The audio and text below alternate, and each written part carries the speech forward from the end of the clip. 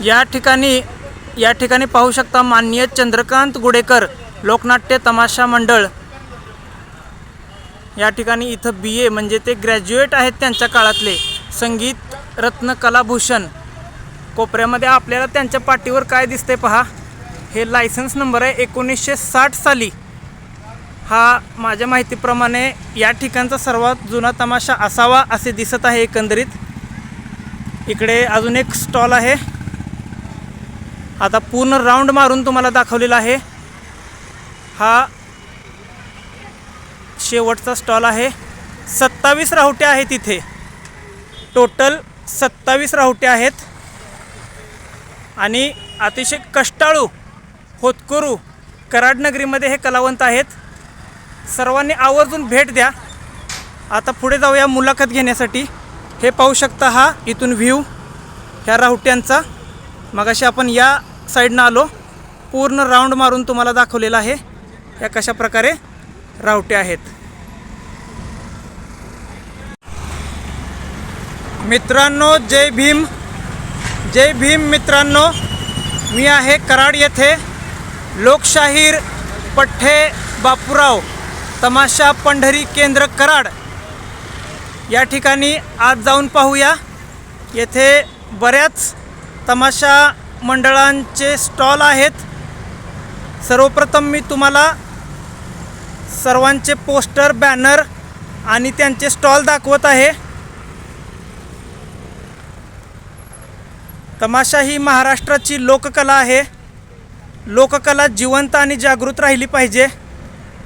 आजच्या काळात आपण पाहतोय की लोककलावंतांना चांगला पण मानधन, त्यांना चांगली बिदागी देऊन तमाशा आपल्या गावच्या यात्रेला आणण्याची गरज खरी तर आहे।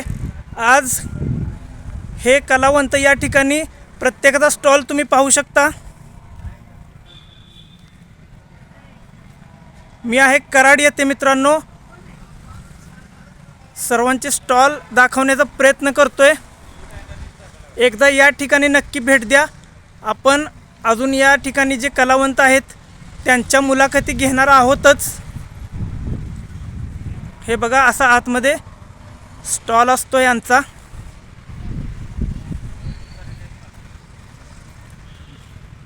अतिशय खडतर आयुष्य या कलावंतांचं असतं। मी माझ्या इयत्ता 8वी-9वी पासून तमाशा या लोककलेचा शौकीन आहे। आमच्या विरवडे, ओगलेवाडी शेजारी विरवडे नावाचं छोटंसं गाव आहे, त्या ठिकाणी मी तमाशा इयत्ता 8वी-9वी पासून मी पाहिलेला आहे। आणि ही लोककला जिवंत राहिली पाहिजे यासाठी माझ्या छोट्याशा यूट्यूब चॅनेलवरून हा छोटासा प्रयत्न आहे। जय भीम मित्रांनो, स्वागत आहे पुन्हा तुमचे। हे पाहू शकता आपण सर्व स्टॉल आपल्याला दाखवण्याचा प्रयत्न करतोय। या ठिकाणी आपण पाहू शकता संस्थापक माननीय अशोक भोसले दोंडेवाडीकर यांचा स्टॉल इथे आहे। आपण यांच्या मुलाखती घेणार आहोतच, तोपर्यंत तुम्ही हा स्टॉल पहा। माया उंबरजकर, इथे एक दादा आहेत, आपण 2 शब्द त्यांना विचारूया। दादा जय भीम। जय भीम, नमस्कार। नमस्कार। तमाशा या लोककलेविषयी 2 शब्द बोलू शकता तुम्ही? या ठिकाणी कराड या ठिकाणी 27 राहुटे आहेत। त्यामध्ये राणी कराडकर, शिला कराडकर, अशोक भोसले, रेखा पाटील, त्याचबरोबर सुदाम साठे, वनिता कराडकर, माया उंबरजकर, जगन कराडकर, अशा अनेक राहुटे या ठिकाणी आहेत। या ठिकाणी आता सीझन चाललेला आहे, सीझन चालू आहे। 27 राहुटे आहेत। दादांनी बरीचशी नावं सांगितली। आपण थोडं पुढे जाऊया, आणखी तुमच्यापर्यंत नंतर येतो। सर्व शूटिंग, सर्वांचे स्टॉल दाखवण्याचा प्रयत्न करतो, आणखी काही मुलाखती घेऊया। या ठिकाणी आपण पाहू शकता आणखी काही स्टॉल आहेत। आपल्याला नावं, पाट्या, हे स्टॉल, त्यांचे फोन नंबरसुद्धा इथं दिसत आहेत. आपण मुलाखती घेणार आहे. थोडे स्टॉल बाकी आहेत, आपण तेवढे स्टॉल कव्हर करूया. या स्टॉलच्या आतमध्ये जाऊन पाहूया आपण. अशा प्रकारे सर्व कलावंतांचा इथे डिस्प्ले आहे. नावं, कलावंत हे आपल्या महिला वर्गातील अतिशय कष्टाळू, होतकरू अशा या कलावंत असतात. त्यांचं जीवनमान फार कठीण, खडतर असतं, हे मी जवळून पाहिलेलं आहे. अतिशय खडतर जीवनमान या तमाशा कलावंतांचं असतं.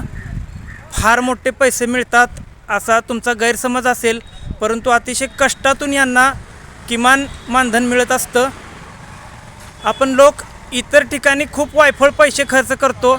या कलावंतांना एकदा भरघोस मानधन बिदागी देऊन तुम्ही तुमच्या गावाच्या ठिकाणी तमाशा आवर्जून जत्रेला, यात्रेला आणत जावा.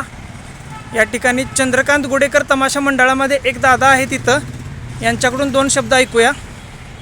दादा नमस्कार, जय भीम. जय भीम, नमस्कार. तमाशा या लोककलेविषयी काय सांगाल तुम्ही? आत्ताच्या तर अवघड स्थितीला तर तमाशा म्हणले एक प्रकारे संकटच आहे. संकट आहे, अवघड स्थिती आहे. अवघड स्थिती आहे कारण गेल्या 3-4 वर्षामध्ये आचारसंहिता आला, खासदारकी आमदारकीच्या वेळी आचारसंहिता इलेक्शनमुळे पण मार खाल्ला. त्यात आधी महाराष्ट्रात प्रसिद्ध असलेले हे आहेत गणेश पाटणकर, सोंगाड्या म्हणून काम करतात. नमस्कार. गणेश दादा, आपले स्वागत आहे. काय बोलाल आपण तमाशा या लोककलेविषयी? नाही, मला तसं काही बोलायचंच नाही. फक्त विषय काय आहे की ही जे तमाशा पंढरी आहे, बर, की यानं सरकारनं काहीतरी मानधन मिळावं, द्यावं आणि काही गरीब कलावंत आहेत, काही फड मालकं आहेत, त्यांच्यावरती थोडं लक्ष द्यावं, एवढंच माझं हे आहे. मी सुद्धा माझ्या छोट्याशा यूट्यूब चॅनेलवरून, शंभूराजे भोसले या आपल्या हक्काच्या सर्वधर्म समभाव यूट्यूब चॅनेलवरून मेहरबान सरकारला ही विनंती करतो की तमाशा या लोककलेला तुम्ही काहीतरी मानधन स्वरूपात प्रोत्साहनपर, जेणेकरून या कलावंतांचा सीझन नंतरचा जो कालखंड आहे तो व्यवस्थित जाईल आणि पुढच्या सीझनमध्ये आपल्याला पुन्हा हे कलावंत मोलमजुरी करताना भेटू नाही येत, पण तमाशाच्या फडामध्ये भेटावेत. बरोबर दादा? बरोबर. यांना काय मोलमजुरी. झालंय? हा बोला.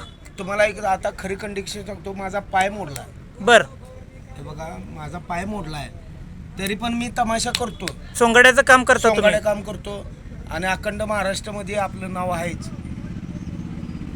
त्याचं काही विषयच नाही. म्हणून तर तुमच्या मताशी सहमत आहे मी.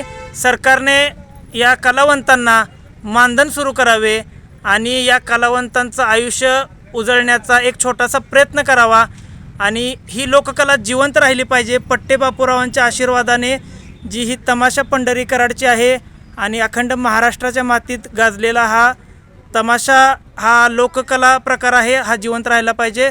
धन्यवाद. जय भीम, जय जिजाऊ, जय भारत.